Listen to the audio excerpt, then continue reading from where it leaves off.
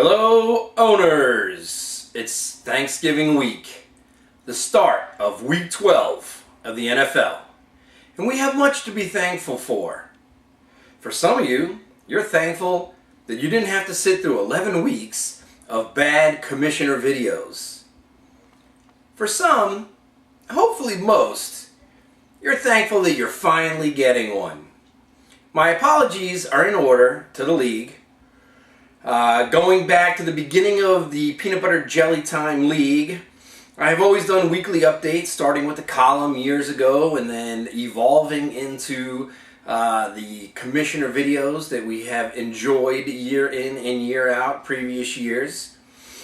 This year it's been a perfect storm of laziness, apathy, busyness, and that darn Thursday night football game that if I can't get my shit together, we're already into the next week, and these become very dated. So I haven't really been able to get anything going. But it is time for a resurrection, a rebirth from the ashes of a broken fantasy dream, the emergence of the phoenix that is the weekly update.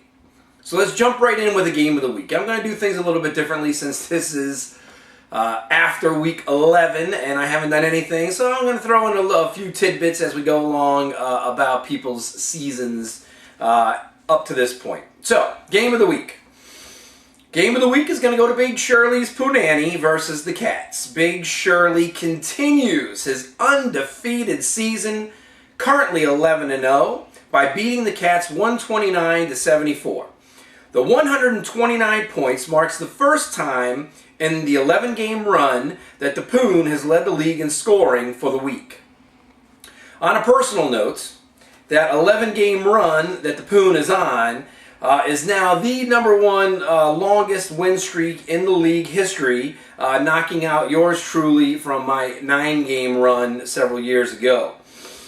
Let's see, 5 in double digits for Big Shirley's Punani, led by Andre Johnson with 39 on 273 yards receiving and 1 touchdown. Breeze had 26 and the Ravens D had 21. The Cats are turning in another great season. With the loss, they do fall to 7-4, but they're only 1 game behind Big Daddy. That's right, I said it, Big Daddy. More on that in a minute.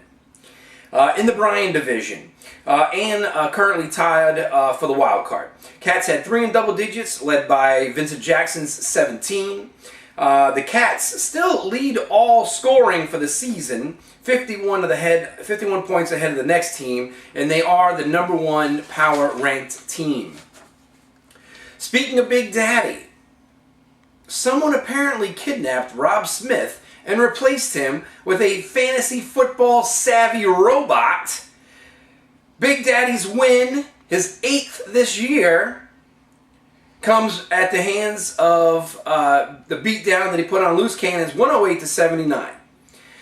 Big Daddy at 8-3 leads the Bryan division by 1 game and has led the league in scoring 3 times this year.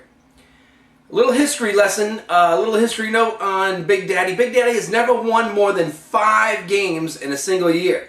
Twice with only 4 wins. So his 8 wins now, head and shoulders above anything he's done in the past.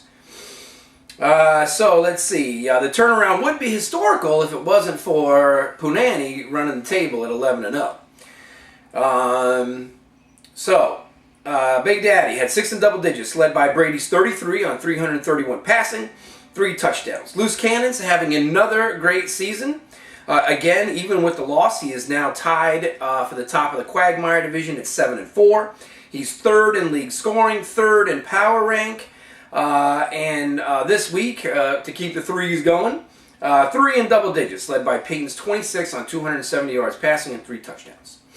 The team tied with Loose Cannons is the Clash City Rockers at the 7-4 mark. They lost to Mambunga this week, 87-91. This week makes 3 of the 4 Rocker losses by 4 points or less. Crushing. CCR is 2nd in league scoring, 2nd in power rank, and led the league in scoring for 1 week in the 2012 season. Mambunga had 4 in double digits this week, led by Des Bryant's 22 on 145 yards receiving and a touchdown. The Pats D led the 3 in double digits for the Rockers. They had 29 points, including 3 defensive touchdowns against the Colts. 2 very bad coaching decisions for the Rockers led to this loss, including one RG3 on the bench with 40 points. Chili Dogs Super Simons next up. They combined for a shootout this week with the Dogs coming out on top, 112 to 104. Both of these teams still alive in the playoff hunt. A little easier for Simon, but the Dogs are not out of it yet. 6 in double digits for the Dogs this week, led by Megatron's 20 on 143 yards receiving and a touchdown. Only 3 in double digits for Simon this week, but one of those was 53 points from Matt Schaub on 527 yards passing and 5 touchdowns. Let's see what we got. I'm going to go Leslie Chow, Sheboygan Headbangers next. Leslie Chow gets the win here, 85 to 73. Leslie's now 5-6 and still in the playoff hunt. Headbangers lose their 6th in a row and fall to 2-9, tied for the worst record in the league, and the second lowest points for scored total in the league. They did lead the league in scoring one week this year. That was the week he played me. Thank you very much, Chopper. Leslie had 4 in double digits this week, led by 21 from the Falcons D. Sheboygan Headbangers had 4 in double digits, led by 16 from Phillip Rivers. Last but not least, the Pilot Lights beat the Pitons this past weekend, 101 to 69. The loss for the Pitons moves them to 4-7, but still alive in the playoff hunt. The win for PL, only his 2nd this year. Tied with Sheboygan Headbangers for the worst record, also has the lowest points for scored on the season. The Pilot Lights did have 4 in double digits this week, with 2 over 20 points, including Gronk's 27 points on 137 yards receiving and 2 touchdowns. Unfortunately for Mike, Gronk's now out 4 to 6 weeks with a broken arm. Mike has not had a good season. Pitons. The 49ers saved the Pitons. Otherwise, they wouldn't have had anybody in double digits this week. The 49er D scores 26 points. So, playoff picture. Here we go. Excuse me. 3 games left. All in divisional play. The Poon, at 11-0, have clinched the Stewie division. Big Daddy has a 1-game lead at 8-3 over the 7-4 Cats and the Bryan. Leslie, 5-6, needs a lot of help, but still alive for that divisional crown. Cannons and Rockers are tied for first place in Quagmire at 7-4. They are tied with a 2-1 divisional record. However, Loose Cannons did beat the Rockers earlier in the season, so currently, although they will play again, currently hold a head-to-head edge in that tiebreaker. Simon and the Pitons both at 4-7, only 3 games out, not out of it yet.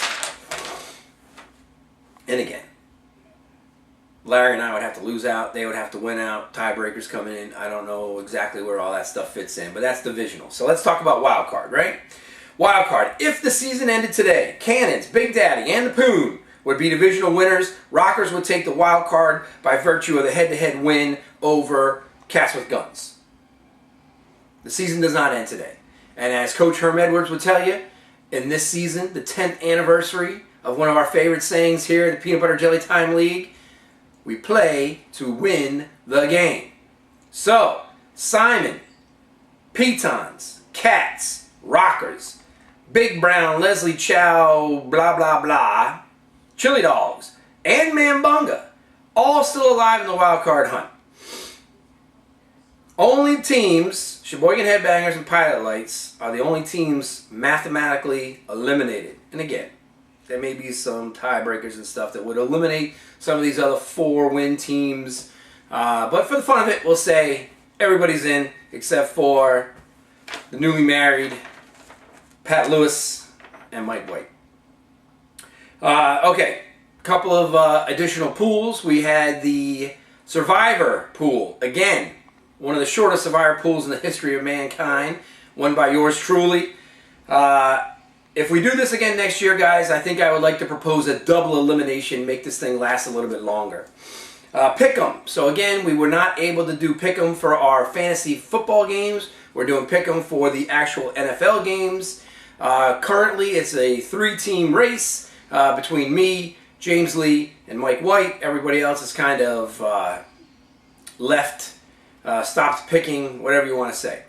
So, I'm in the lead with 106 points. James Lee is next with 104.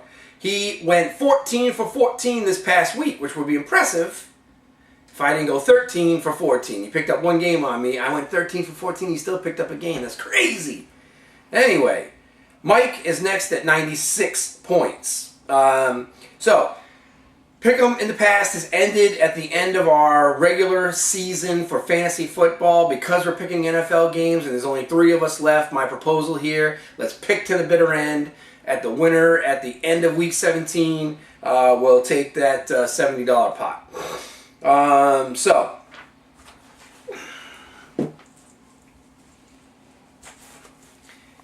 it is Thanksgiving week, and that can only mean one thing. It's time for Thanksgiving hats.